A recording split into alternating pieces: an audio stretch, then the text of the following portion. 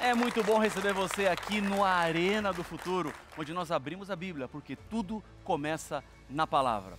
Como você sabe, o Arena do Futuro está com uma casa nova, nós temos pessoas que estão conosco aqui no cenário acompanhando, gente que está estudando a Bíblia, gente que está conhecendo mais do amor do Senhor Jesus. E eu quero que vocês vejam eles que estão aqui semana após semana, hoje especificamente o pessoal de Itaquaquecetuba. E eu tenho uma parte do meu coração lá em Itaquaquecetuba. Foi a primeira série de evangelismo que eu dirigi alguns anos atrás, em 2007.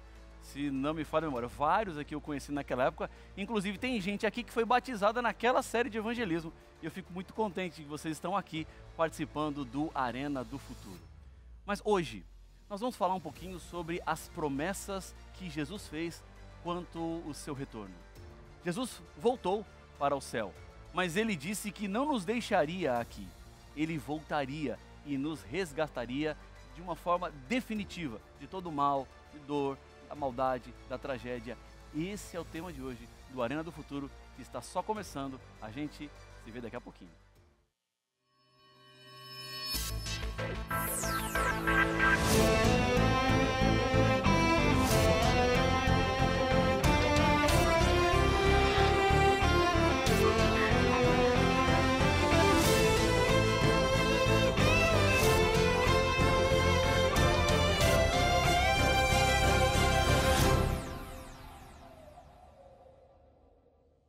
Já estamos de volta com o programa A Arena do Futuro e hoje para falar sobre as promessas de Jesus quanto ao seu retorno. Falando sobre promessas, as promessas que estão na Bíblia são promessas que você pode confiar. Diferentemente dos seres humanos que prometem e não cumprem, Deus, quando Ele promete, Ele sempre cumpre. Mas a Novo Tempo também promete e cumpre. E eu tenho aqui nas minhas mãos um estudo bíblico, A Procura da Verdade. São 15 temas, esse é um estudo novo que está sendo oferecido a você para que todos sejam parte da melhor, da maior e da mais importante escola bíblica do mundo. É isso mesmo.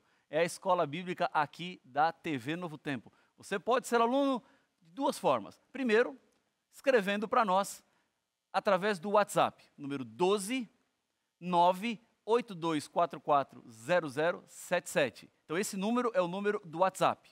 Agora, se você quiser ligar para cá, para Novo Tempo, para se inscrever na Escola Bíblica, também é possível. Já o número é 12 21 27 31 21. Lembrando que esse número fixo, que não é o WhatsApp, você só pode fazer contato conosco de segunda a sexta no horário comercial. Já no WhatsApp, não. 24 horas, 7 dias por semana. E você também pode acessar o site biblia.com.br. Lá você tem o estudo A Procura da Verdade e tem outros estudos também. Aqui na tela está aparecendo um QR Code, basta apontar o seu celular e você será levado para o site biblia.com.br para conhecer mais desse importante estudo bíblico. Estão com a Bíblia aí? Nas mãos? Aqui no Arena do Futuro a gente estuda a Bíblia. Nós abrimos a Bíblia, porque é a palavra do Senhor quem tem que falar.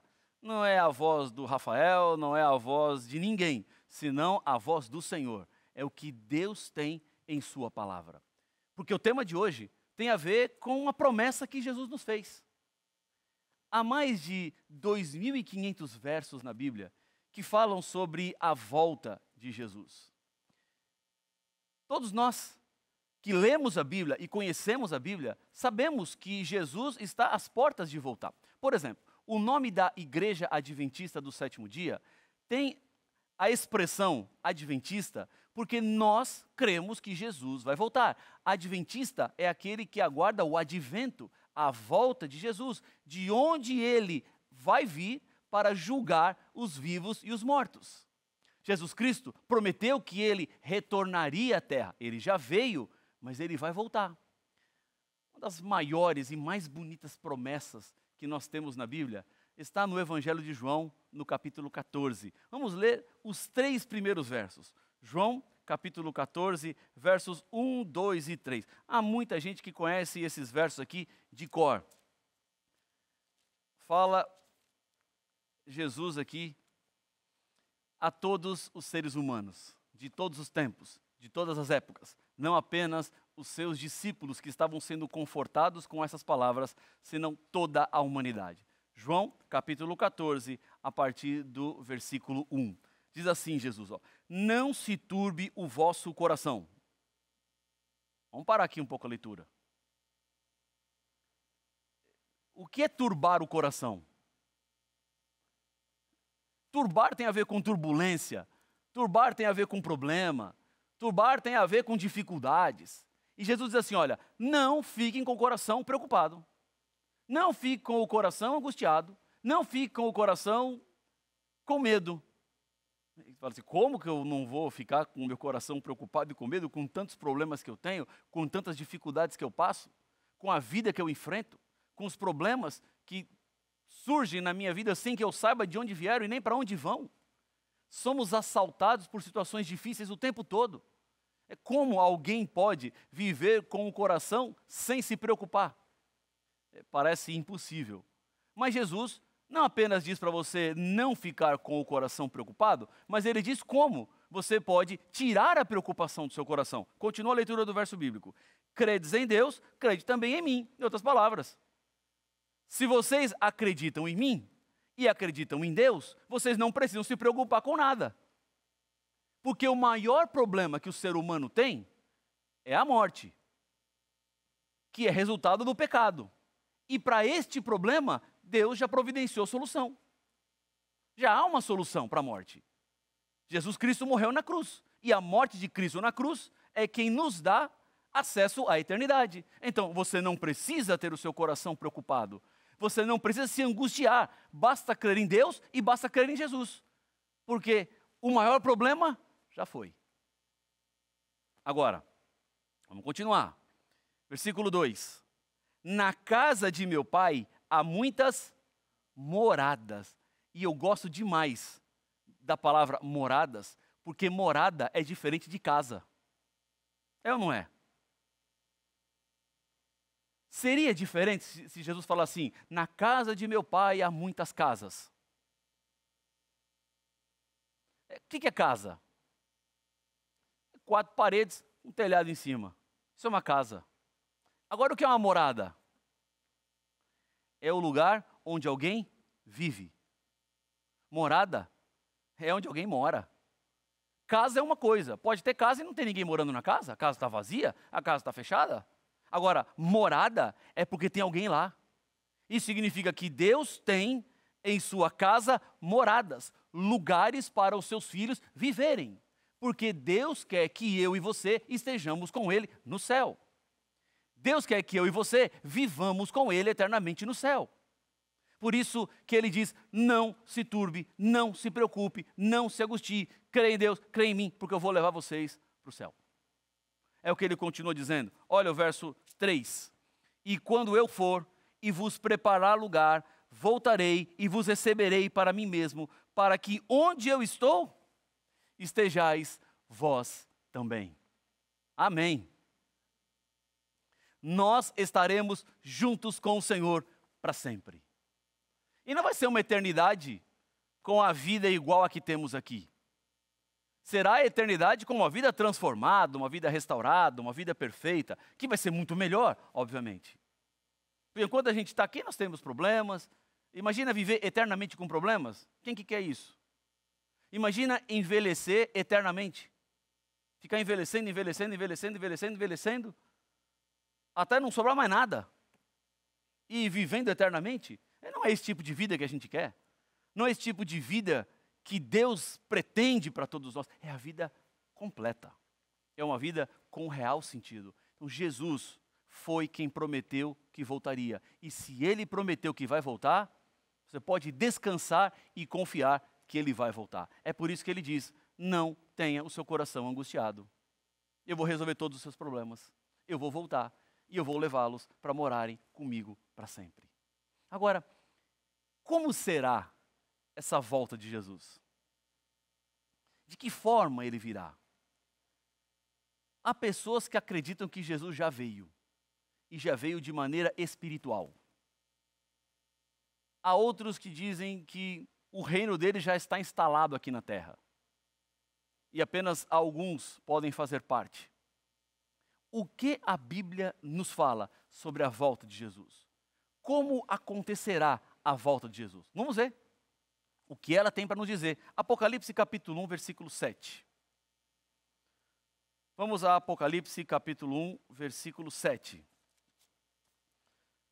Esse é um verso muito conhecido, é um verso que são palavras do próprio Jesus, onde ele diz assim, ó: eis que vem com as nuvens, e todo olho o verá, até quantos os traspassaram. Quando Jesus voltar, quem vai ver? Todo olho verá.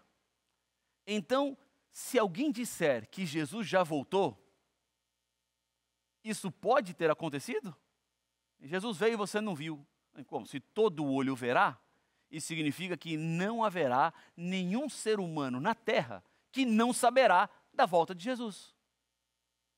Então, não é volta de Jesus escondida, nem secreta, mas é uma volta perceptível. E como é que todo olho do mundo verá simultaneamente? Bom, eu não sei. Realmente eu não sei. Há pessoas que têm teorias, não, como é que vai ver? A pessoa que está no Japão, está no Brasil, e o globo de um lado para o outro é impossível. Eu não entro nessas especificidades. Eu fico naquilo que a Bíblia disse.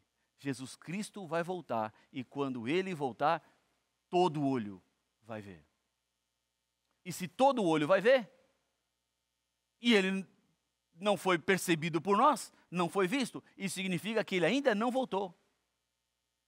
Enquanto Jesus não volta, há oportunidade para você. A graça alcança você. A esperança está à sua disposição. Jesus Cristo ainda não voltou, esperando a sua decisão. Portanto, não deixe para amanhã aquilo que você tem que fazer hoje. A volta de Jesus, ela será uma bênção para muitas pessoas, mas não se engane, ela também será uma maldição para outras pessoas. Porque a volta de Jesus significará o começo da eternidade para aqueles que aceitam, mas significará a perdição para aqueles que não decidem. Neste momento, nós temos oportunidades e chances de escolher. E o que é que você vai fazer?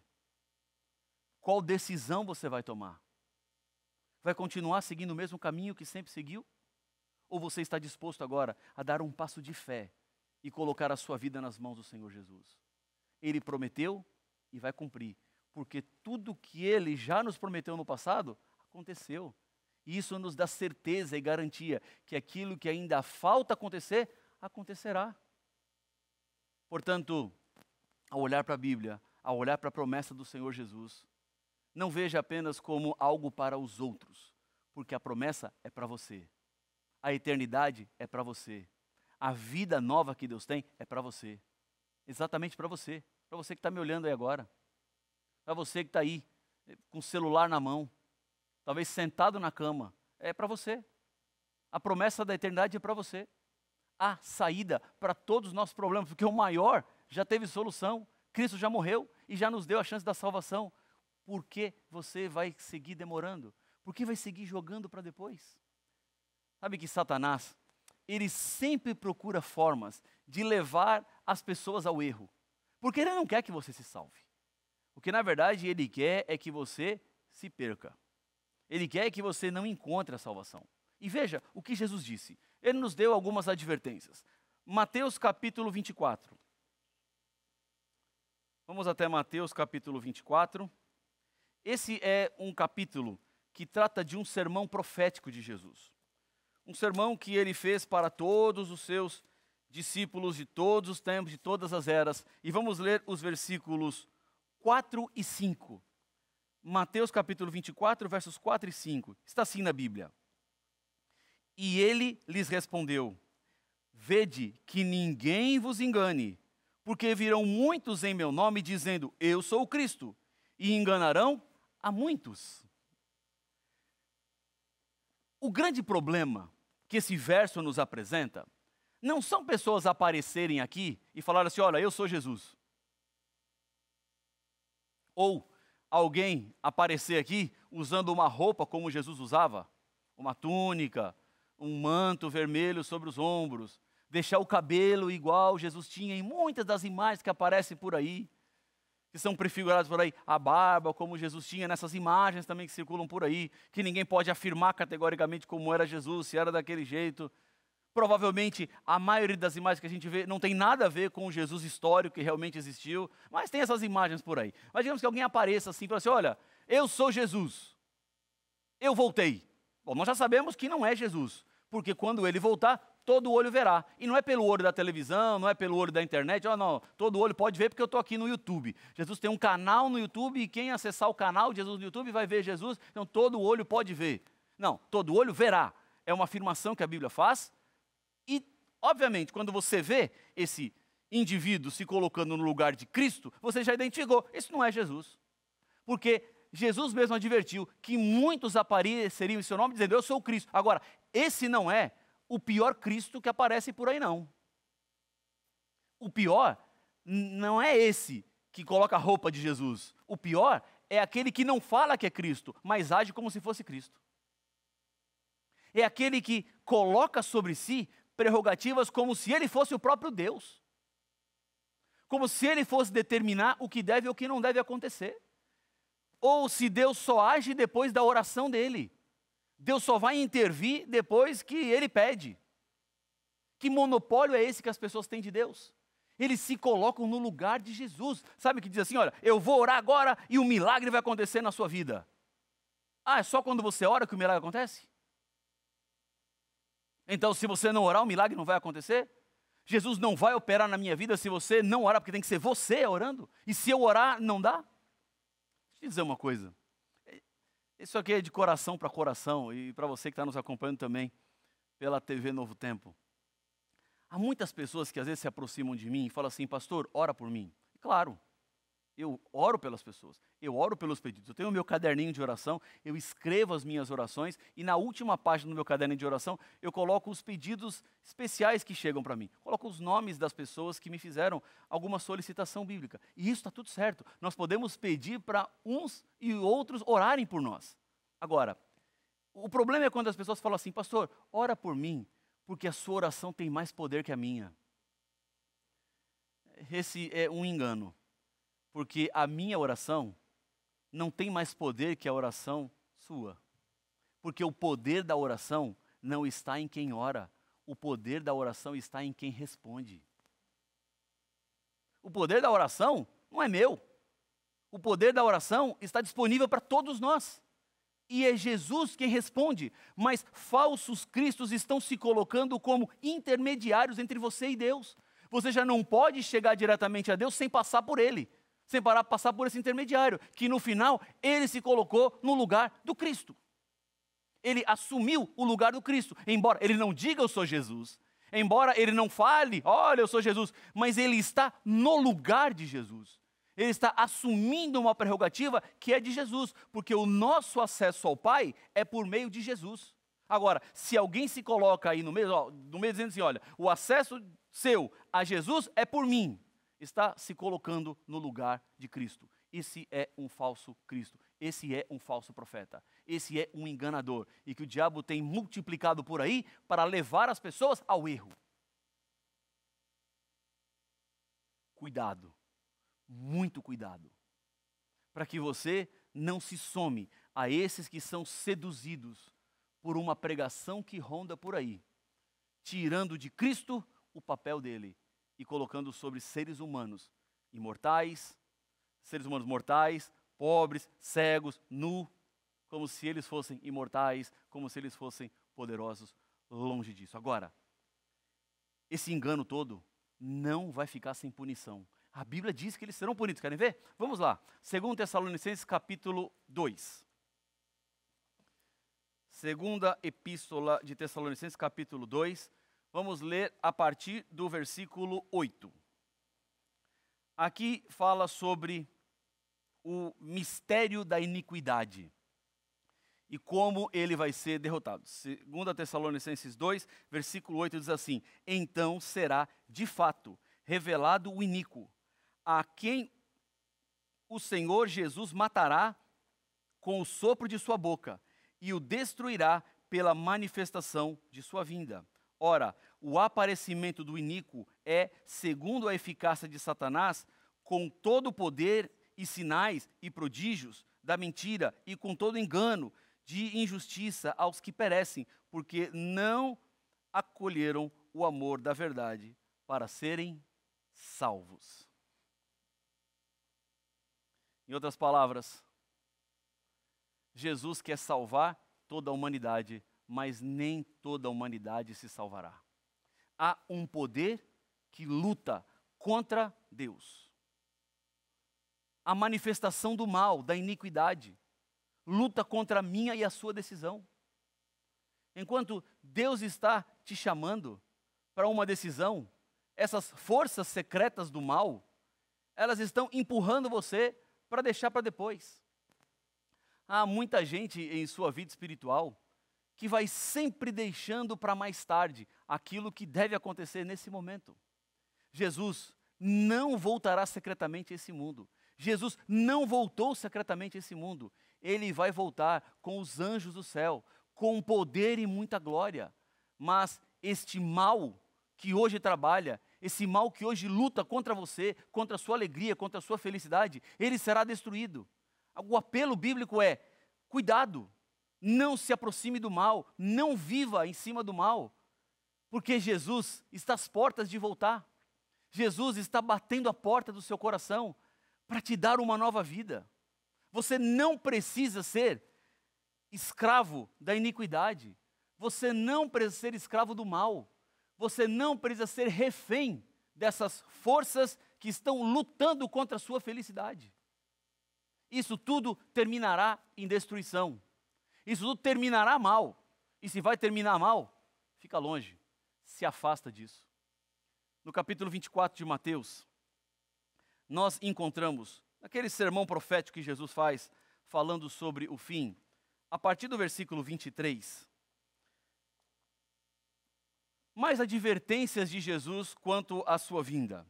Então, se alguém vos disser: eis aqui o Cristo, ou ei-lo ali, não acrediteis, porque surgirão falsos cristos e falsos profetas, operando grandes sinais e prodígios para enganar, se possível, os próprios eleitos. Vede que vô-lo tenho predito. Portanto, se vos disserem, versículo 26, eis que ele está no deserto, não saiais, ou ele no interior da casa, não acrediteis, porque assim como o relâmpago sai do oriente e se mostra até no ocidente, assim há de ser a vinda do Filho do Homem. No Salmo 50, versículo 3, a Bíblia diz que o nosso Deus vem e ele não guarda silêncio. À frente dele vem um fogo devorador e ao seu redor ruge grande tormenta. É isso. A volta de Jesus será o maior evento da história, o maior evento do mundo. Apenas aqueles que não estão percebendo os tempos que vivemos poderão ser encontrados despercebidos. Mas para aqueles que leem, para aqueles que guardam, para aqueles que vivem as palavras bíblicas, não há razão nenhuma para você temer, porque Jesus Cristo, o seu retorno, a sua volta, é uma promessa certa do seu cumprimento. E se Jesus vai voltar e você não pode fazer nada para mudar essa realidade, você não pode fazer nada para mudar essa situação, então o meu conselho é: prepare-se. Aquilo que escapa do seu controle, porque não cabe a seres humanos determinar se Jesus vai ou não vai voltar, ou quando ele vai voltar, é ele quem determina, foi ele quem decidiu. Então o que nos cabe fazer agora é nos preparar, apenas nos preparar. O último verso que eu quero ler com vocês nesse programa está em 1 Tessalonicenses capítulo 4, versículo 16. E esse verso aqui é extremamente confortante, porque fala do momento da volta do Senhor Jesus. 1 Tessalonicenses capítulo 4, versículo 16. Diz assim, na minha Bíblia aqui: porquanto o Senhor mesmo, dada a sua palavra de ordem, ouvida a voz do arcanjo, e ressoada a trombeta de Deus, descerá dos céus. Ó, isso aqui tem a ver com a volta de Jesus. Vai ser algo grandioso. Aquilo que olho algum jamais viu, aquilo que ouvido algum jamais ouviu, é o que Deus está preparando para nós, seus filhos. Jesus volta com poder, com glória, muito diferente da maneira como ele veio pela primeira vez. Ele veio como um bebê, nasceu numa manjedoura, teve uma infância simples, trabalhou na carpintaria com seu pai José, lá ele se desenvolveu, lá ele cresceu, até que ele foi batizado por João Batista, começou seu ministério, ele pregou, ele ensinou, ele curou, mas andava como seres humanos. Jesus não era rico, ele não tinha dinheiro, ele não tinha onde reclinar a cabeça, ele não tinha casa fixa, ele ficava para lá e para cá, ia para um lado e para o outro, ele ficava peregrinando, ele ficava ensinando, ele ficava no deserto, ele visitava seus amigos, ele viajava de um lugar para o outro. Esse era Jesus. Foi dessa forma que ele veio pela primeira vez. Agora, na segunda vinda dele, será completamente diferente. Jesus voltará agora para nos resgatar. Ele nos chamará para subirmos ao céu e no céu nós nos encontraremos com ele. Ele não vai descer aqui na terra. Ele não vai pisar. Ele não vai viver entre nós, como foi da primeira vez. A volta de Jesus agora não é uma volta para ensinar a humanidade, não é uma volta para resgatar a humanidade. Ele já fez isso, ele já ensinou, ele já resgatou, ele vem agora para nos tirar do mundo, é para nos levar embora. Não é para a gente ficar aqui, não. É para a gente ir com ele e estarmos para sempre com ele. E ele dará a ordem do céu, vai tocar a trombeta e olha o que vai acontecer na continuação do verso bíblico. E os mortos em Cristo ressuscitarão primeiro. Jesus desce do céu, toca a trombeta e os mortos ressuscitam. No meio dessa pandemia, eu perdi o meu pai. Ele faleceu em janeiro de 2020. Foram dias muito complicados para minha família. No dia 2 de janeiro de 2020 ele foi entubado. E depois de 6 dias ele faleceu. Começamos o ano com esse tumulto. Eu o visitei no hospital, ele já estava entubado, inconsciente. Conversei com ele, mesmo inconsciente. Orei com ele. Foi uma pessoa fiel, que entregou a vida até o último momento da sua história. Mas eu almejo o dia da volta de Jesus, quando a trombeta vai soar, e eu vou poder abraçar de novo o meu pai. Eu vou poder abraçar de volta outros que morreram. Pessoas que foram importantes para mim. A volta de Jesus vai nos tirar desse mundo e nos devolver aqueles que tanto amamos. Eu sei que você quer se preparar para esse dia. Eu sei que você não quer que isso passe sem que você esteja preparado. Portanto, fecha os olhos e vamos orar. Deus querido Pai nosso, obrigado pela certeza da promessa do teu retorno. Obrigado pela certeza da tua volta. Porque o Senhor nos alcança, porque o Senhor nos toca, porque o Senhor nos move, porque o Senhor nos prepara, porque o Senhor nos dá alegria. Pai, abençoa cada pessoa que ora comigo nesse momento. Alcance-as com a tua graça, é o que eu lhe peço no nome de Jesus. Amém. O Arena do Futuro termina aqui. A gente se vê no próximo encontro. Eu espero que seu coração tenha sido aquecido por essa mensagem. Continuamos aqui na Novo Tempo, canal da Esperança. Tchau, tchau.